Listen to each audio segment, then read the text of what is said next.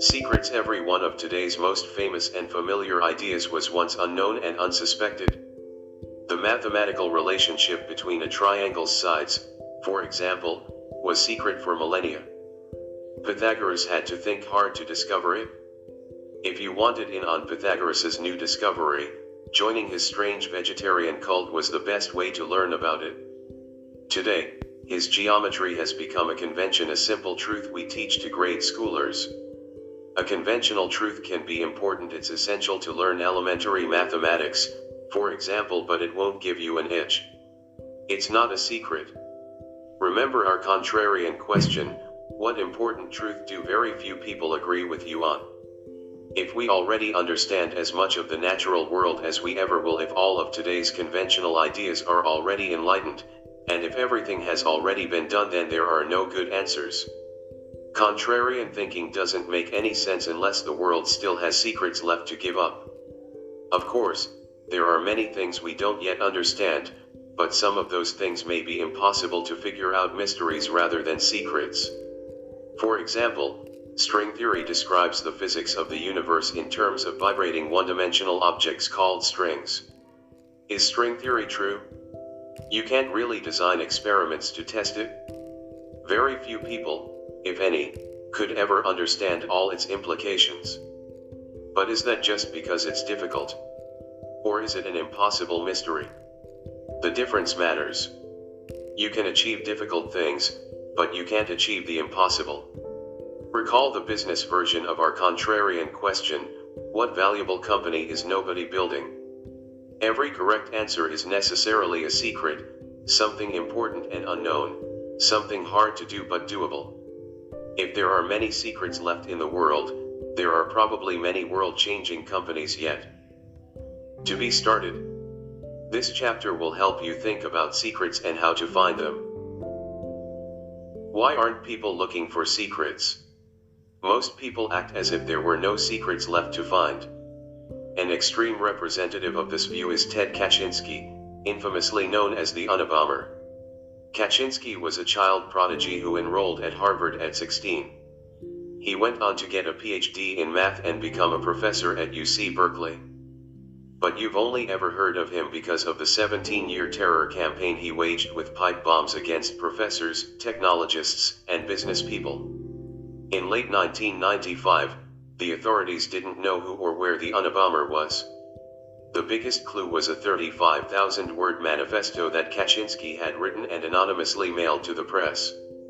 The FBI asked some prominent newspapers to publish it, hoping for a break in the case. It worked. Kaczynski's brother recognized his writing style and turned him in. You might expect that writing style to have shown obvious signs of insanity, but the manifesto is eerily cogent. Kaczynski claimed that in order to be happy, every individual needs to have goals whose attainment requires effort, and needs to succeed in attaining at least some of his goals. He divided human goals into 3 groups: 1 goals that can be satisfied with minimal effort, 2 goals that can be satisfied with serious effort, and 3 goals that cannot be satisfied, no matter how much effort one makes. This is the classic trichotomy of the easy, the hard, and the impossible. Kaczynski argued that modern people are depressed because all the world's hard problems have already been solved. What's left to do is either easy or impossible, and pursuing those tasks is deeply unsatisfying. What you can do, even a child can do. What you can't do, even Einstein couldn't have done. So Kaczynski's idea was to destroy existing institutions, get rid of all technology, and let people start over and work on hard problems anew. Kaczynski's methods were crazy, but his loss of faith in the technological frontier is all around us. Consider the trivial but revealing hallmarks of urban hipsterdom: faux vintage photography, the handlebar mustache, and vinyl record. Players all hark back to an earlier time when people were still optimistic about the future. If everything worth doing has already been done, you may as well feign an allergy to achievement and become a barista. Hipster or Unabomber. All fundamentalists think this way, not just terrorists and hipsters. Religious fundamentalism, for example, allows no middle ground for hard questions, There are easy truths that children are expected to rattle off, and then there are the mysteries of God, which can't be explained. In between the zone of hard truths lies heresy. In the modern religion of environmentalism, the easy truth is that we must protect the environment. Beyond that, Mother Nature knows best, and she cannot be questioned. Free marketeers worship a similar logic. The value of things is set by the market. Even a child can look up stock quotes. But whether those prices make sense is not to be second-guessed. The market knows far more than you ever could. Why has so much of our society come to believe that there are no hard secrets left? It might start with geography. There are no blank spaces left on the map anymore. If you grew up in the 18th century, there were still new places to go. After hearing tales of foreign adventure, you could become an explorer yourself. This was probably true up through the 19th and early 20th centuries. After that point, photography from National Geographic showed every Westerner what even the most exotic, underexplored places on Earth look like. Today, explorers are found mostly in history books and children's tales. Parents don't expect their kids to become explorers any more than they expect them to become pirates or sultans. Perhaps there are a few dozen uncontacted tribes somewhere deep in the Amazon, and we know there remains one last earthly frontier in the depths of the oceans. But the unknown seems less accessible than ever. Along with the natural fact that physical frontiers have receded, 4 social trends have conspired to root out belief in secrets. First is incrementalism. From an early age, we are taught that the right way to do things is to proceed one very small step at a time, day by day, grade by grade. If you overachieve and end up learning something that's not on the test, you won't receive credit for it. But in exchange for doing exactly what's asked of you, and for doing it just a bit better than your peers, you'll get an A. This process extends all the way up through the tenure track, which is why academics usually chase large numbers of trivial publications instead of new frontiers. Second is risk aversion. People are scared of secrets because they are scared of being wrong. By definition, a secret hasn't been vetted by the mainstream. If your goal is to never make a mistake in your life, you shouldn't look for secrets. The prospect of being lonely but right dedicating your life to something that no one else believes in is already hard. The prospect of being lonely and wrong can be unbearable. Third is complacency. Social elites have the most freedom and ability to explore new thinking, but they seem to believe in secrets the least. Why search for a new secret if you can comfortably collect rents on everything that has already been done? Every fall, the deans at top law schools and business schools welcome the incoming class with the same implicit message: you got into this elite institution. Your worries are over. You're set for life. But that's probably the kind of thing that's true only if you don't believe it. Fourth is flatness. As globalization advances, people perceive the world as one homogeneous, highly competitive marketplace. The world is flat. Given that assumption, anyone who might have had the ambition to look for a secret will first ask himself, if it were possible to discover something new, wouldn't someone from the faceless global talent pool of smarter and more creative people have found it already? This voice of doubt can dissuade people from even starting to look for secrets in a world that seems too big a place for any individual to contribute something unique. There's an optimistic way to describe the result of these trends. Today, you can't start a cult. 40 years ago, people were more open to the idea that not all knowledge was widely known. From the Communist Party to the Hare Krishnas, large numbers of people thought they could join some enlightened vanguard that would show them the way. Very few people take unorthodox ideas seriously today, and the mainstream sees that as a sign of progress. We can be glad that there are fewer crazy cults now, yet that gain has come at great cost. We have given up our sense of wonder at secrets left to be discovered.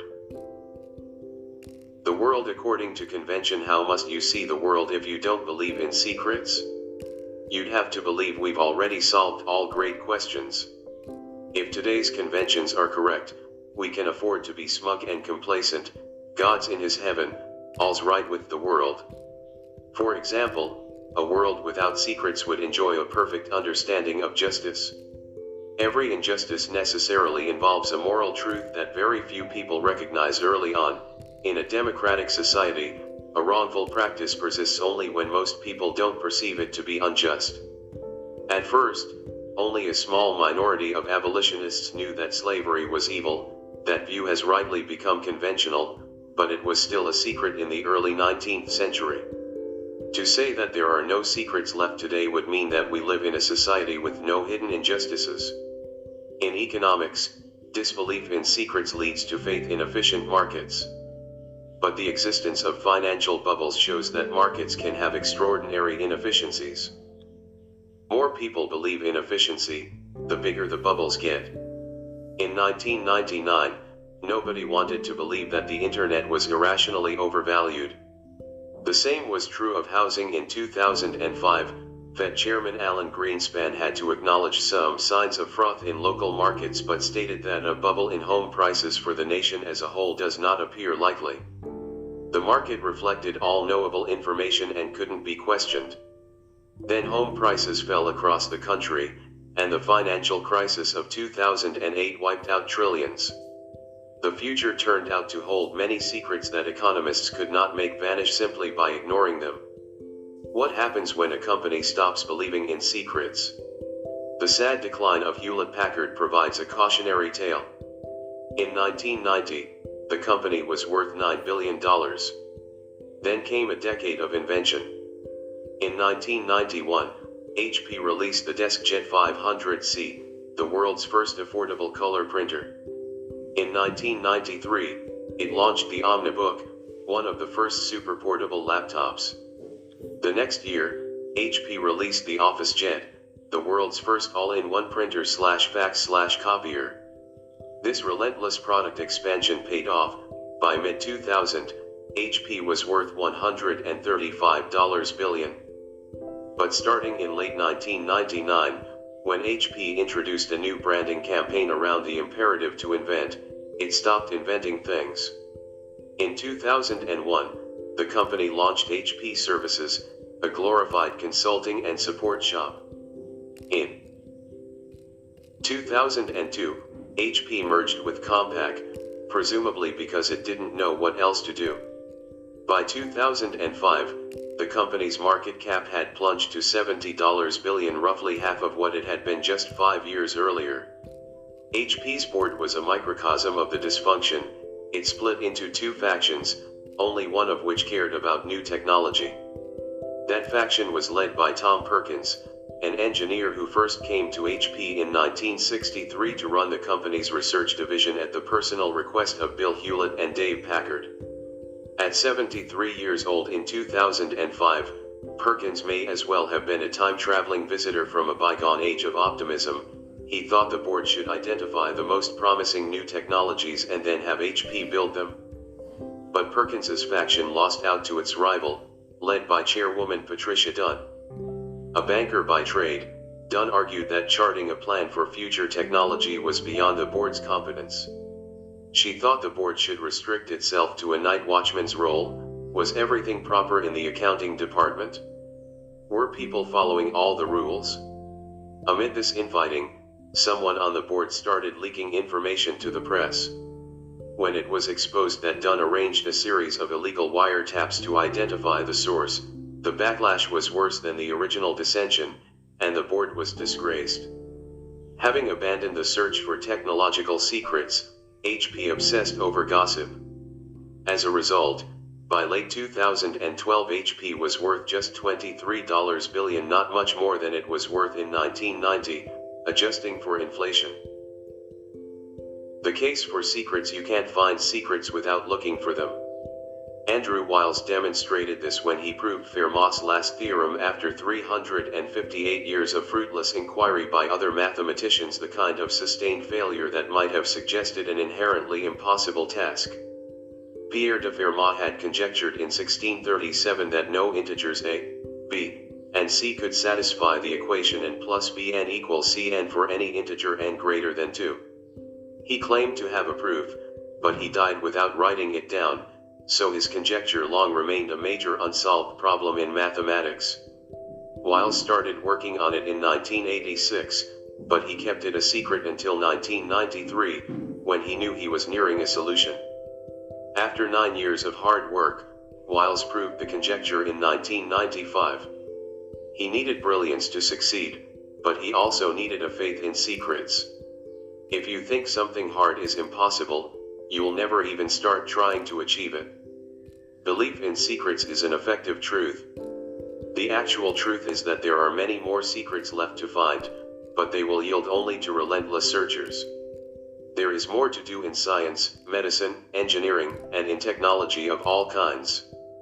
We are within reach not just of marginal goals set at the competitive edge of today's conventional disciplines, but of ambitions so great that even the boldest minds of the scientific revolution hesitated to announce them directly. We could cure cancer, dementia, and all the diseases of age and metabolic decay. We can find new ways to generate energy that free the world from conflict over fossil fuels. We can invent faster ways to travel from place to place over the surface of the planet. We can even learn how to escape it entirely and settle new frontiers. But we will never learn any of these secrets unless we demand to know them and force ourselves to look. The same is true of business. Great companies can be built on open but unsuspected secrets about how the world works. Consider the Silicon Valley startups that have harnessed the spare capacity that is all around us but often ignored. Before Airbnb, travelers had little choice but to pay high prices for a hotel room, and property owners couldn't easily and reliably rent out their unoccupied space. Airbnb saw untapped supply and unaddressed demand where others saw nothing at all. The same is true of private car services Lyft and Uber. Few people imagined that it was possible to build a billion-dollar business by simply connecting people who want to go places with people willing to drive them there. We already had state-licensed taxicabs and private limousines, only. By believing in and looking for secrets could you see beyond the convention to an opportunity hidden in plain sight. The same reason that so many internet companies, including Facebook, are often underestimated, their very simplicity is itself an argument for secrets. If insights that look so elementary in retrospect can support important and valuable businesses, there must remain many great companies still to start. How to find secrets? There are two kinds of secrets: secrets of nature and secrets about people. Natural secrets exist all around us. To find them, one must study some undiscovered aspect of the physical world. Secrets about people are different. They are things that people don't know about themselves or things they hide because they don't want others to know. So when thinking about what kind of company to build, there are two distinct questions to ask. What secrets is nature not telling you? What secrets are people not telling you?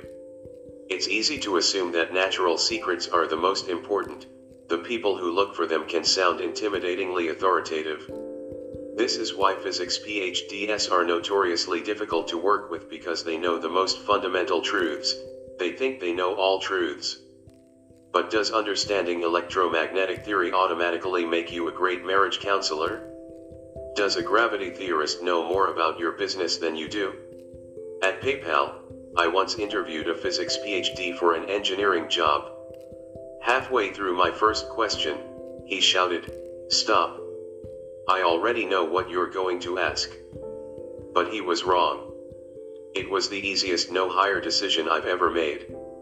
Secrets about people are relatively underappreciated. Maybe that's because you don't need a dozen years of higher education to ask the questions that uncover them.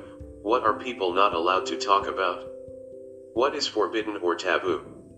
Sometimes looking for natural secrets and looking for human secrets lead to the same truth. Consider the monopoly secret again.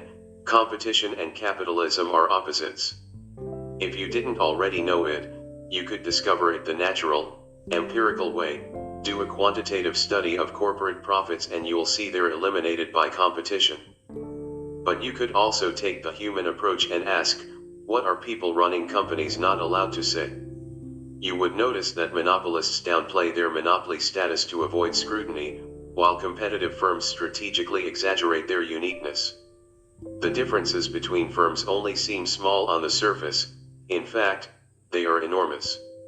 The best place to look for secrets is where no one else is looking. Most people think only in terms of what they've been taught. Schooling itself aims to impart conventional wisdom. So you might ask, are there any fields that matter but haven't been standardized and institutionalized? Physics, for example, is a real major at all major universities, and it's set in its ways. The opposite of physics might be astrology, but astrology doesn't matter. What about something like nutrition? Nutrition matters for everybody, but you can't major in it at Harvard. Most top scientists go into other fields. Most of the big studies were done 30 or 40 years ago, and most are seriously flawed. The food pyramid that told us to eat low-fat and enormous amounts of grains was probably more a product of lobbying by big food than real science. Its chief impact has been to aggravate our obesity epidemic. There's plenty more to learn. We know more about the physics of faraway stars than we know about human nutrition. It won't be easy, but it's not obviously impossible, exactly the kind of field that could yield secrets. What to do with secrets? If you find a secret, you face a choice. Do you tell anyone? Or do you keep it to yourself? It depends on the secret. Some are more dangerous than others. As Faust tells Wagner, the few who knew what might be learned, foolish enough to put their whole heart on show, and reveal their feelings to the crowd below, mankind has always crucified and burned. Unless you have perfectly conventional beliefs, it's rarely a good idea to tell everybody everything that you know. So who do you tell? Whoever you need to, and no more. In practice, there's always a golden mean between telling nobody and telling everybody, and that's a company. The best entrepreneurs know this. Every great business is built around a secret that's hidden from the outside. A great company is a conspiracy to change the world. When you share your secret, the recipient becomes a fellow conspirator. As Tolkien wrote in The Lord of the Rings, the road goes ever on and on down from the door where it began. Life is a long journey. The road marked out by the steps of previous travelers has no end in sight. But later on in the tale, another verse appears. Still round the corner there may wait a new road or a secret gate, and though we pass them by today, tomorrow we may come this way and take the hidden paths that run towards the moon or to the sun. The road doesn't have to be infinite after all. Take the hidden paths.